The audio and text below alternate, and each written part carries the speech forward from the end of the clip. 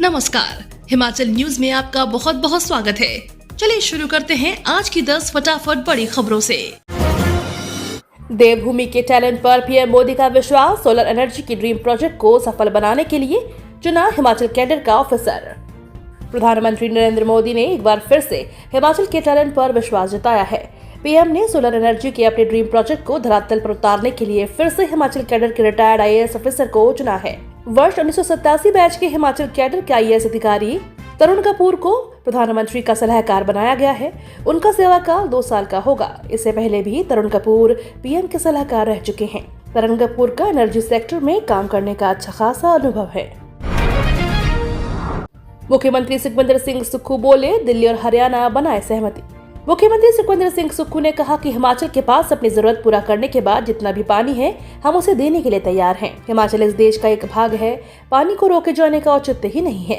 हिमाचल से जाने वाले पानी ने हरियाणा से होकर दिल्ली तक जाना है। इस संदर्भ में दिल्ली और हरियाणा को आपस में सहमति बनाने की जरूरत है। हिमाचल सरकार समझौते के अनुसार अपना दायित्व निभा रहा है। जलाशयों में इस दिन से मछली पकड़ने पर प्रतिबंध, उल्लंघन किया तो 6 माह की सजा। हिमाचल प्रदेश के जलाशयों में 16 जून से 15 अगस्त तक मछली पकड़ने पर पूर्ण रूप से प्रतिबंध रहेगा। इस अवधि के दौरान यदि कोई मछली पकड़ता पाया जाता है तो नियमों के अनुसार 6 माह तक की कैद और 300 रुपए से 1000 रुपए तक का जुर्माना अथवा दोनों का प्रावधान है। निदेशक एवं प्ररक्षी मत्स्य हिमाचल प्रदेश विवेक चंदन ने कहा कि प्रदेश मत्स्य पालन विभाग का दायित्व है कि सभी मछुआरे परिवारों को निरंतर रूप से आजीविका के लिए मछली मिलती रहे। हिमाचल प्रदेश की 24,513 महिलाओं को 3 महीने की सम्मान निधि जारी। लोकसभा चुनाव से पहले फॉर्म जमा करवाने वाली महिलाओं को राशि जारी की गई है। शेष महिलाओं के आवेदनों की छंटनी जारी है। प्रक्रिया पूरे होते ही इन्हें भी लाभ मिलना शुरू हो जाएगा। प्रदेश भर में सम्मान निधि के लिए अब तक 2,30,000 आवेदन आ चुके हैं। इनमें मंडी के सबसे ज्यादा 85,000 आवेदन आए हैं। बिलासपुर में 3,173 महिलाओं के बचत खातों में 1,42,00,000 जारी किए गए हैं। कांगड़ा और सोलन जिले में सिर्फ 2 विधानसभा क्षेत्रों में लागू रहेगी आचार संहिता। हिमाचल में 3 विधानसभा क्षेत्रों में होने वाले उपचुनाव को लेकर केंद्रीय चुनाव आयोग ने स्थिति साफ की है। चुनाव आयोग की ओर से जारी आदेशों के मुताबिक कांगड़ा जिला के 10, देहरा और सोलन जिले की 51 नालागढ़ विधानसभा क्षेत्रों में ही चुनाव आचार संहिता लागू रहेगी। इन दोनों जिलों में अन्य विधानसभा क्षेत्रों में चुनाव संहिता का कोई असर नहीं रहेगा। हमीरपुर जिला के तहत हमीरपुर विधानसभा क्षेत्र में भी उपचुनाव होना है, जिसको देखते हुए पूरे जिले में चुनाव आचार संहिता लागू रहेगी। आज को पांवटा साहिब उपमंडल में बंद रहेंगे सभी स्कूल और आंगनवाड़ी केंद्र। हिमाचल प्रदेश के सिरमौर जिले के उपमंडल पांवटा साहिब में इन दिनों भीषण गर्मी पड़ रही है। ऐसे में भीषण गर्मी को देखते हुए जिला प्रशासन ने पांवटा साहिब के सभी सरकारी और प्राइवेट स्कूल सहित आंगनबाड़ी केंद्रों को आज से बंद रखने का फैसला लिया है। इसको लेकर एसडीएम पांवटा साहिब गुरजीत सिंह चीमा ने आदेश जारी कर दिए हैं। एसडीएम के आदेश अनुसार उपमंडल पांवटा साहिब के प्रशासनिक क्षेत्राधिकार में संचालित सभी सार्वजनिक निजी विद्यालयों सहित प्ले स्कूलों और आंगनबाड़ी केंद्रों को आज बंद रखा जाएगा। आशीष शर्मा ने टिकट मिलने के बाद कांग्रेस पर साधा निशाना। विधानसभा क्षेत्र हमीरपुर से भाजपा के टिकट मिलने पर निवर्तमान विधायक आशीष शर्मा ने भाजपा केंद्रीय चुनाव समिति, केंद्रीय शीर्ष नेतृत्व और प्रदेश शीर्ष नेतृत्व का आभार व्यक्त किया है। आशीष शर्मा ने कहा कि बीजेपी ने जो विश्वास उनके ऊपर जताया है वो उसे पूरी तरह से खरे उतरेंगे और कड़ी मेहनत और निष्ठा से हमीरपुर विधानसभा की सीट भाजपा की झोली में डालेंगे। बल्क ड्रग पार्क में प्राइवेट पार्टनर नहीं लेंगे।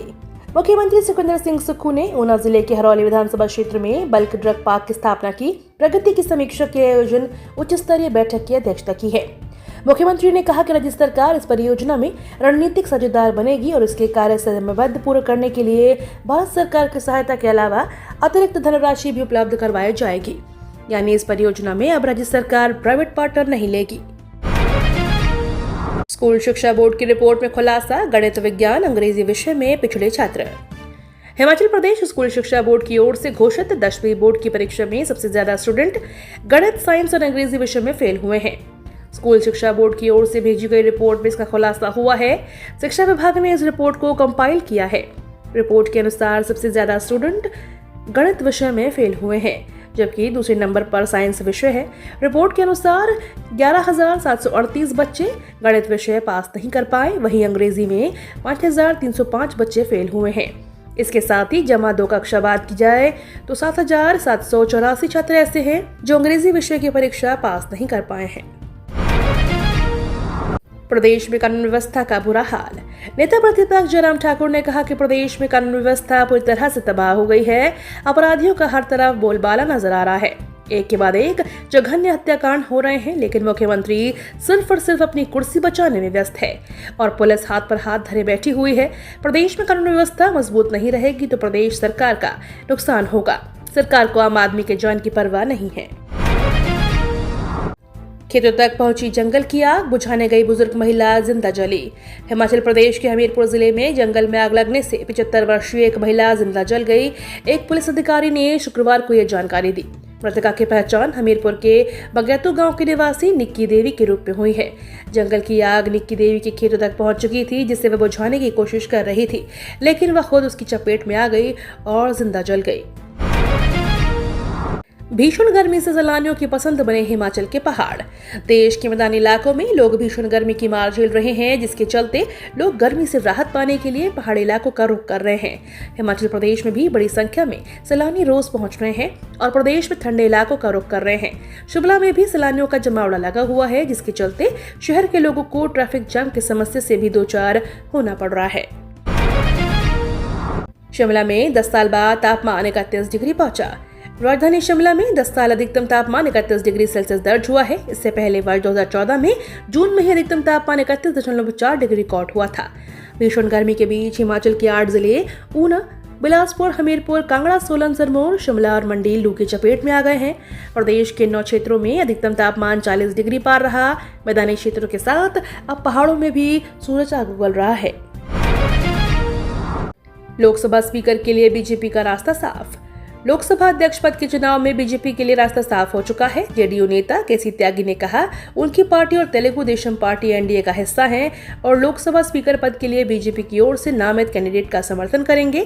त्यागी की इस टिप्पणी से माना जा रहा है कि अध्यक्ष पद का उम्मीदवार पार्टी के सहयोगियों से ही नहीं होने वाला, बीजेपी ही अपना उम्मीदवार खड़ा कर सकती है। जम्मू कश्मीर के अब सभी स्कूलों में होगा राष्ट्रगान। जम्मू कश्मीर में सभी स्कूलों के लिए राष्ट्रगान जरूरी कर दिया गया है। जम्मू कश्मीर प्रशासन ने एक सर्कुलर जारी कर आदेश दिया है। आदेश के मुताबिक सभी स्कूलों में सुबह की सभा राष्ट्रगान के साथ शुरू होगी। सभा की अवधि 20 मिनट होगी। सर्कुलर में कहा गया है कि स्कूल शुरू होते ही सुबह सकारात्मक तरीके से दिन की शुरुआत करने के लिए सभा में प्रार्थना करनी होगी। ये तो थी आज की 10 बड़ी खबरें। डेली खबरों से अपडेट रहने के लिए चैनल को सब्सक्राइब करना बिल्कुल ना भूलें।